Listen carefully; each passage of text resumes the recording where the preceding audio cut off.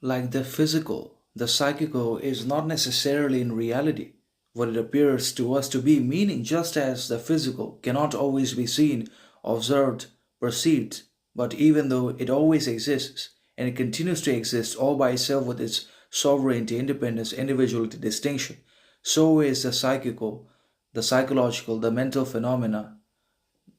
that is just not always seen, or it does not always make itself visible, practical to all of us, but we have to be able to understand. We have to be able to become responsible for its understanding,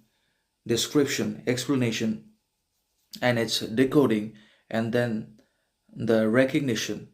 of our own unconscious parts of the psyche, everything else that we have basically put into repression, including our desires, traumas, tragedies, needs, emotions, failures, setbacks,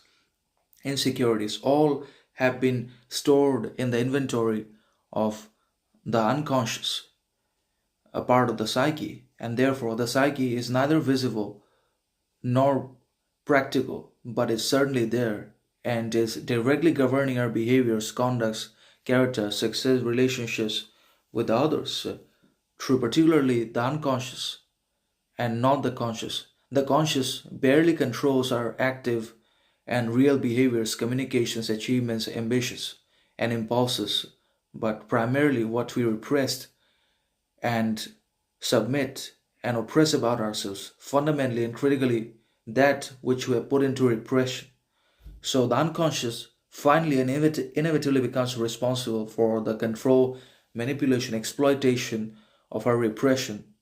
of our active present behaviors, relationships, jobs, habits, education, and ruins basically everything that we want to be successful at, because we have not been able to fundamentally either change or address and deal with the unconscious part of the psyche with character, confidence, courage, clarity, but we have only repressed it. We have run away from it. We have tried to bury it, but nothing vanishes, neither does it fade nor disappear, but it returns in the form of the repressed. The repressed always returns. So, just like the physical has to be understood through basically constant and persistent observation, awareness, action, behavior, so the psychical also has to be understood through constant failures, setbacks, disasters, and also by acute observation and understanding,